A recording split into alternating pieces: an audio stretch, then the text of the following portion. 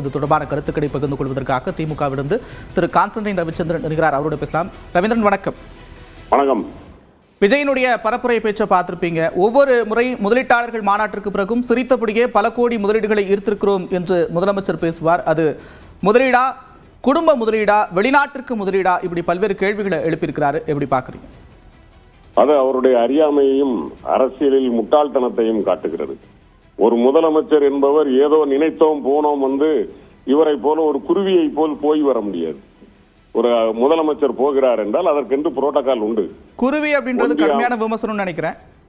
எது குருவி அப்படின்ற கடுமையான விமர்சனங்கள் முன்வைக்கிறீங்க? இல்ல, குருவிங்கிறது அவருக்கு பிடிச்ச வார்த்தைங்கிறதுனால சொல்றேன், வேற ஒண்ணும் இல்ல. போயிட்டு வர்ற மாதிரி போயிட்டு வர முடியாது. ஏனென்றால் ஒரு முதலமைச்சர் ஒரு புரோட்டோகால் இருக்கிறது. ஒன்றிய அமைச்சரிடம் அனுமதி வாங்க வேண்டும், வெளியுறவுத்துறை அமைச்சர் அதற்கான ஏற்பாடுகளை செய்ய வேண்டும். அது மட்டுமல்ல, முதலமைச்சர் யார் யாரை சந்திக்க வேண்டுமோ அத்தனை பேருக்கும் அனுமதி பெற்று தர வேண்டியதும் ஒன்றிய அரசு தான். எனவே இவர்கள் பேசுவதை போல ஒரு அறியாமையில் பேசுகிறார்கள் அல்லது ஒரு பொறாமையில் பேசுகிறார்கள். ஏதோ முதலமைச்சர் போய்விட்டு வருகிறாரே என்பதாக. நான் கேட்கிறேன், அவர் போன போது என்ன சொல்லிவிட்டு போனார்? வந்த பிறகு என்ன சொன்னார்? அதற்கு முன்னால் நாங்கள் போய் வந்ததிலே எத்தனை சதவீதம், 70% மேல் இங்கே வந்து முதலீடு செய்திருக்கிறார்கள் என்பதையும் சொன்னார்.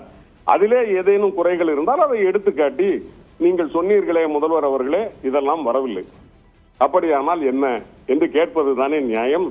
அதை விட்டு பொத்தாம் போக்கில் எனக்கு தெரிந்து ஏற்கனவே இந்த வாசகம் யாராலும் வாசிக்கப்படுகிறது.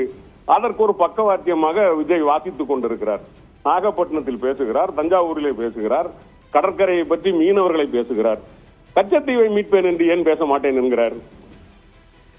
கச்சத்தீவு என்று சொன்னால் தங்களுடைய முதலாளிகள் மீது கை வைப்பதாகிவிடும். பாரதிய ஜனதா கட்சி பதில் சொல்ல வேண்டும். எனவே எஜமானர்களுக்கு பயந்து கச்சத்தீவை விட்டு விடுகிறார். திமுகவை மட்டும் பேசிக் கொள்கிறார்கள். இது நாங்கள் இன்றல்ல நேற்றல்ல, என்றைக்கு 67 ஆட்சியில் வந்து உட்கார்ந்தோமோ அன்றிலிருந்து கட்சி துவங்குகிற அத்தனை பேருக்கும் ஒரு அறிமுகத்திற்காக நான் தான் திமுகவுக்கு எதிரி என்பார்கள். சொன்ன ஏறத்தாழ ஒரு 49 கட்சி எங்களை எதிரியாக பார்த்த கட்சிகள் எல்லாமும் போய்விட்டது. ஒன்றே ஒன்றுதான் மிச்சம் இருக்கிறது, அதிமுக. எனக்கு தெரிந்து பாரதிய ஜனதா கட்சி இந்த தேர்தலோடு அதையும் முடித்துவிடும் என்று நினைக்கிறேன்.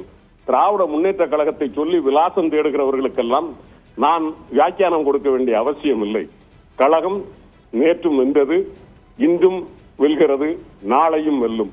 75வது ஆண்டு காலத்தில் ஒரு மாநில கட்சி இந்தியாவில் ஆட்சியில் உட்கார்ந்து கொண்டு மக்களுக்கு பணிபுரிந்து கொண்டிருக்கிற ஒரே இயக்கம் திராவிட முன்னேற்ற கழகம்.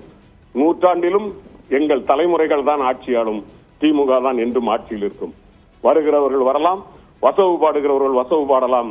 ஆனால் தமிழ்நாட்டை பொறுத்த வரைக்கும் திராவிட முன்னேற்ற கழகம் தான் மக்களையும் வாழ வைக்கும், தானும் வாழ்ந்து நிற்கும். நன்றி திரு ரவீந்திரன், இணைப்பில் வந்து கருத்துக்களை பகிர்ந்து கொண்டமைக்காக.